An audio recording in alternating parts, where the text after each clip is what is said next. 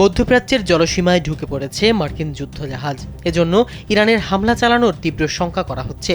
মার্কিন সংবাদ মাধ্যম নিউ ইয়র্ক টাইমস দাবি করেছে, প্রেসিডেন্ট ডোনাল্ড ট্রাম্প একাধিক গোয়েন্দা প্রতিবেদন পেয়েছেন, যেখানে বলা হয়েছে ইরানি সরকারের অবস্থান দুর্বল হয়ে পড়েছে এবং শাহের পতনের পর থেকে ক্ষমতা ধরে রাখার ক্ষেত্রে বর্তমান সরকার সবচেয়ে নড়বড়ে অবস্থানে রয়েছে। মার্কিন সিনেটর লিন্ডসি গ্রাহামের দাবি, ইরান ইস্যুতে গেল কয়েকদিনে ট্রাম্পের সঙ্গে একাধিকবার কথা বলেছেন তিনি। বর্তমানে ওয়াশিংটনের একমাত্র লক্ষ্য ইরানি শাসন ব্যবস্থার অবসান ঘটানো।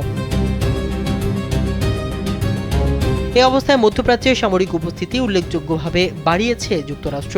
মঙ্গলবার দেশটির বিভিন্ন সংবাদ মাধ্যম জানিয়েছে এই তথ্য। তারা বলছে, যদিও প্রেসিডেন্ট ডোনাল্ড ট্রাম্প বলেছেন তার আশা ইরানের বিরুদ্ধে সামরিক শক্তি ব্যয় করতে হবে না, কিন্তু তা সত্ত্বেও অঞ্চলটিতে শক্তি বৃদ্ধি করছেন তিনি। মঙ্গলবার যুক্তরাষ্ট্রের সর্বাধুনিক রণতরী ইউএসএস আব্রাহাম লিঙ্কন এবং এটির সাথে থাকা অন্যান্য যুদ্ধ জাহাজ ও সামরিক সরঞ্জাম মধ্যপ্রাচ্যের জলসীমায় প্রবেশ করেছে।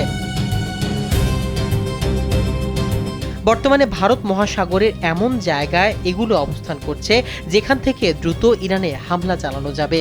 ইউএসএস আব্রাহাম লিঙ্কনের সঙ্গে একাধিক মিসাইল ডেস্ট্রয়ারও রাখা হয়েছে, যেগুলোতে তোমাহক মিসাইলও যুক্ত করা। নিউ ইয়র্ক টাইমসকে এক মার্কিন কর্মকর্তা জানিয়েছে, প্রেসিডেন্ট যদি নির্দেশ দেন তাহলে রণতরী 2 থেকে 3 দিনের মধ্যেই ইরানে হামলা হতে পারে। অতীতে ওয়াশিংটন ও তেহরানের মধ্যে কূটনৈতিক সম্পর্ক না থাকলেও ইরানের পররাষ্ট্রমন্ত্রী আব্বাস আরাকচি ও মার্কিন দূত স্টিভ উইটকফের মধ্যে যোগাযোগের একটি চ্যানেল খোলা ছিল। কিন্তু গেল মঙ্গলবার ইরানের রক্ষণশীল দৈনিক হামশাহরি দেশটির বিপ্লবী গার্ড বাহিনীর মুখপাত্র মোহাম্মদ আলী নাইরির বরাত দিয়ে বলেছেন, মার্কিন বিমান বাহিনী রণতরী যদি ভুল করেও ইরানের আঞ্চলিক জলসীমা প্রবেশ করে তাহলেও সেটিকে লক্ষ্যবস্তু করা হবে। দেশটির আরেক দৈনিক জাভান বলেছে, ইরান বড় ধরনের প্রতিক্রিয়া দেখানোর জন্য প্রস্তুত রয়েছে এবং প্রয়োজনে জ্বালানি সরবরাহের গুরুত্বপূর্ণ পথ হরমুজ প্রণালী দখলে নেবে। মাহমুদুর রহমান সিয়াম, কালবেলা।